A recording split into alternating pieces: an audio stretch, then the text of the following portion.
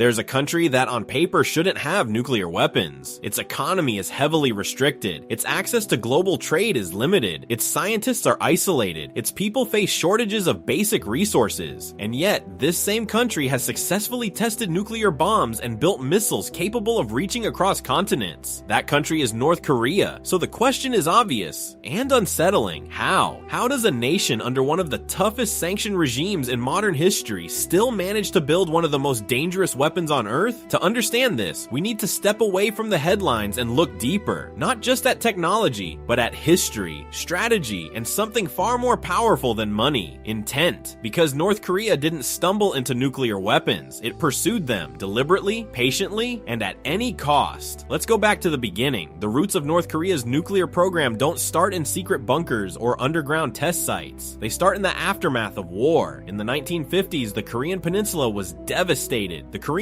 War ended not with peace, but with an uneasy ceasefire. Technically, North and South Korea are still at war today. For North Korea's leadership, this created a permanent sense of vulnerability. They had seen what modern warfare could do. They had seen the overwhelming power of the United States and its allies. And they understood one thing very clearly: without a powerful deterrent, they would always be at risk. At first, North Korea relied on its allies, primarily the Soviet Union and China, for protection. These were nuclear-armed powers, and their support provided a kind of security umbrella. But over time, that umbrella started to feel unreliable. The relationship with the Soviet Union was never completely stable. China had its own priorities, and as the Cold War evolved, North Korea began to realize something uncomfortable. No one would guarantee its survival forever, and that realization changed everything. By the 1960s and 70s, North Korea quietly began laying the foundation for its own nuclear capabilities. At first, this didn't look like a weapons program. It looked like research, scientific exchanges, nuclear education, small-scale reactors. On the surface, it could all be explained as peaceful development, energy, medicine, technology. But behind the scenes, something else was happening. North Korea was learning how nuclear reactions work, learning how to handle radioactive materials, learning how to build the infrastructure that one day could be turned towards something much more dangerous. And they were patient about it. Unlike countries that rush for rapid breakthroughs, North Korea took a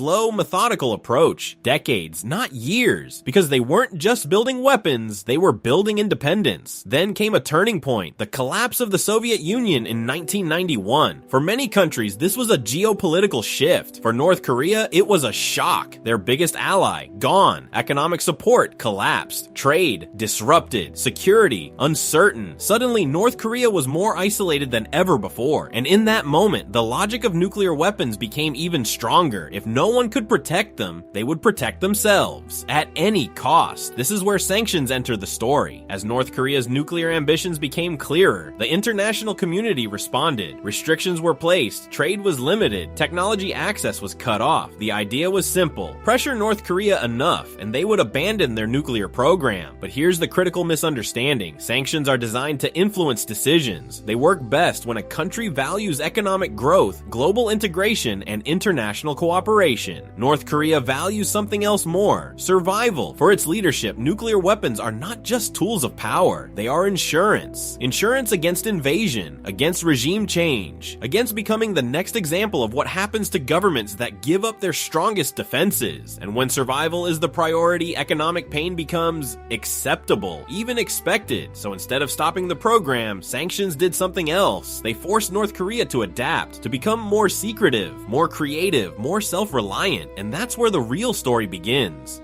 Because building nuclear weapons without access to global markets, advanced technology, and open collaboration should be nearly impossible. But North Korea found ways. So if sanctions were supposed to stop North Korea, why didn't they? Because North Korea didn't try to play by normal rules. Instead of relying on one path, they used multiple, layered, overlapping, and often hidden. Some were technical, some were political, and some were surprisingly simple. First, let's talk about the core advantage they had. They didn't start from zero. Back in the Cold War era, North Korea received crucial support from the Soviet Union. This included training for scientists, access to research, and most importantly, a small nuclear reactor built in Yongbyon. On paper, it was for peaceful purposes. In reality, it gave North Korea something incredibly valuable: hands-on experience. They learned how reactors operate, how fuel is handled, how plutonium can be extracted, and once you understand those fundamentals, the line between civilian nuclear energy and weapons development becomes very thin. Now here's where things get interesting. Even after the Soviet Union collapsed, North Korea didn't lose that knowledge, because knowledge, once learned, can't be sanctioned. They had already trained generations of scientists and engineers. These people became the backbone of the program, and instead of depending on foreign experts, North Korea doubled down on internal development. They invested heavily in education, especially in physics, engineering, and military science. While the rest of the country struggled economically, these sectors were treated as top priority, because again, to the leadership, this wasn't just science. This was survival, but knowledge alone isn't enough. You still need materials, equipment, technology, and that's where North Korea's strategy becomes unconventional. They built a global network, not an official one, not transparent, but highly effective. Front companies, intermediaries, smuggling routes. Through these networks, North Korea managed to acquire components that were technically restricted. Sometimes it was dual-use technology, items that could be used for civilian purposes, but also adapted for military use. Sometimes it was outdated equipment that other countries no longer needed, and sometimes it was simply bought through loopholes in enforcement. Because sanctions, no matter how strict, are only as strong as their weakest link, and North Korea became very good at finding those links. There's another piece of the puzzle that often gets overlooked. They didn't always build everything themselves. In the early 2000s, evidence emerged that North Korea had received assistance from external sources, most notably through networks connected to Pakistan's nuclear program. This wasn't a formal alliance, it was more like a quiet exchange. Missile technology in return for nuclear knowledge. Nothing officially acknowledged, nothing publicly confirmed in full detail, but enough evidence surfaced to show that North Korea didn't operate in complete isolation. They knew how to leverage relationships discreetly, strategically, and always deniable. At the same time, they pursued multiple technical paths. Instead of relying on a single method to produce nuclear material, North Korea worked on both: plutonium-based weapons, using reactors like the one at Yongbyon, and uranium enrichment, which is harder to detect and can be done in smaller, more concealed facilities. This dual-track approach made it much harder for the outside world to monitor or stop their progress. If one path was restricted, the other could continue. If inspectors were watching one facility, another could operate in secret. It wasn't just about building a bomb, it was about building resilience into the system itself. And then there's something even more critical: their willingness to endure. Developing nuclear weapons is expensive, extremely expensive. For most countries, the economic cost would be a major limiting factor. But North Korea made a very different calculation. They redirected resources away from civilian sectors, away from economic growth, and toward military development. This created hardship, severe hardship, but from the perspective of the leadership, it was justified, because nuclear weapons don't just protect a country militarily, they change how the world treats you. Once you have them, you're no longer just another isolated state.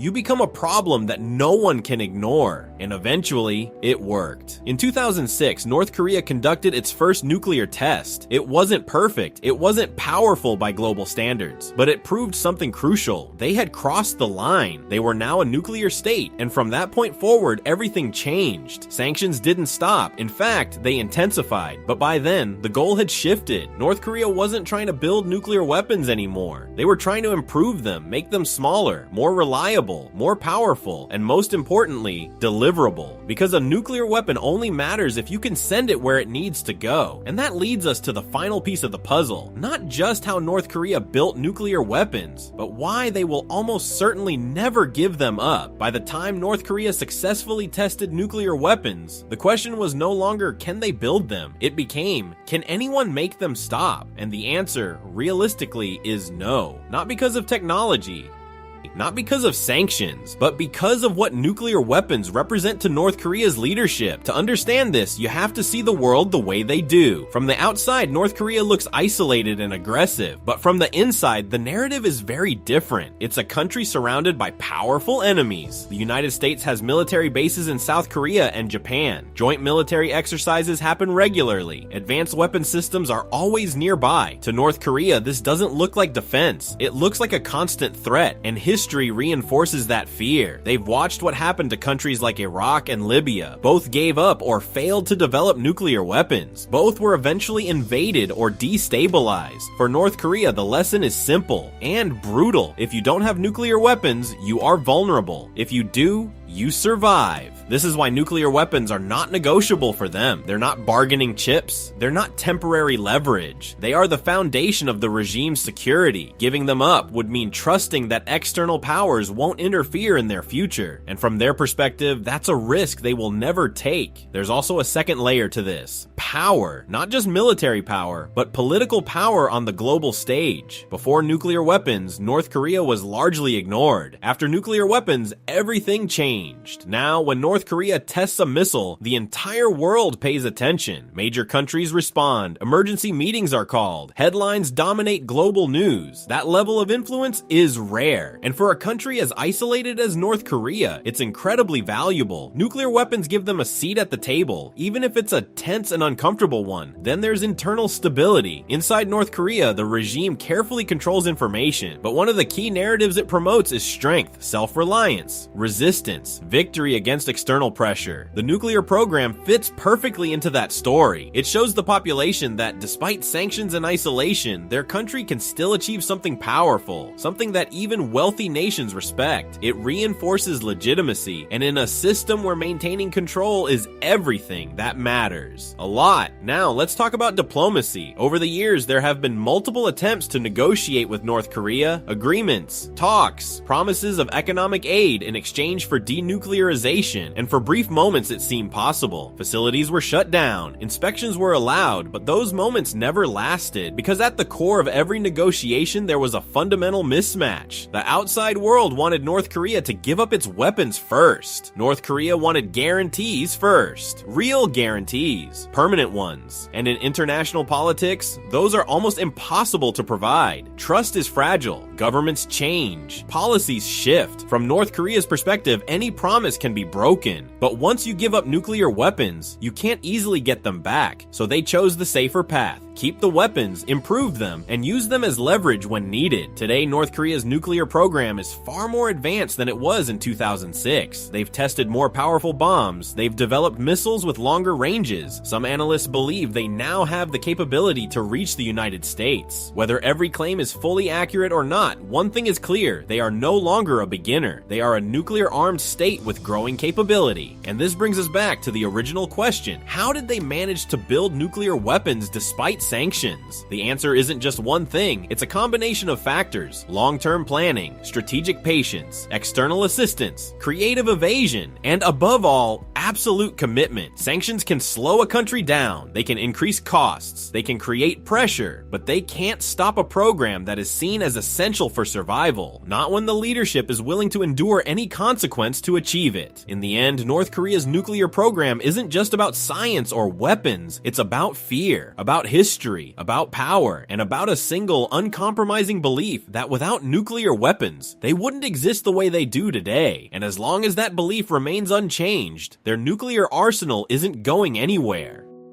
Before you wrap up the video, you can add a strong call to action like this. Now I want to hear your thoughts. Do you think sanctions actually work in cases like North Korea? Or do they sometimes make things worse? And if you were in their position, would you give up nuclear weapons? Or hold on to them no matter what? Drop your opinion in the comments below. I read every single one.